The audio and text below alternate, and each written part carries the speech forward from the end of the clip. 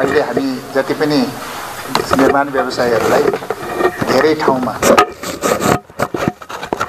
ठेक्का तोड्ने र ठेक्कालाई व्यवस्थापन गर्ने कामहरू गरिरहेका छौँ र धेरै ठेक्काहरू तोड्ने काम पनि भइरहेको छ। त्यो वास्तवमा हाम्रो बाध्यता हो।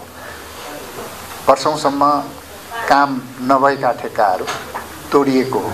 धेरै वर्षसम्म काम नहुने र जनतालाई धेरै नै दुःख हुने र धेरै बिलोमा आएर ठेक्का लिने र काम नहुने अवस्थालाई व्यवस्थापन गर्नलाई बाध्य भएर हामीले तोड्नुपर्ने अवस्था हो।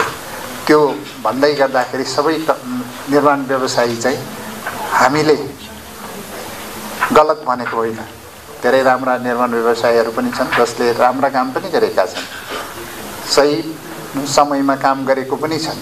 यस्ता व्यवसायीहरूलाई हामीले निरन्तर रूपमा प्रोत्साहन पनि गरेका छौँ र केही विषयहरू ऐनमा र नियमावलीहरूमा संशोधन गर्नुपर्ने विषयहरूलाई पनि हामीले अगाडि बढाउनु पर्नेछ।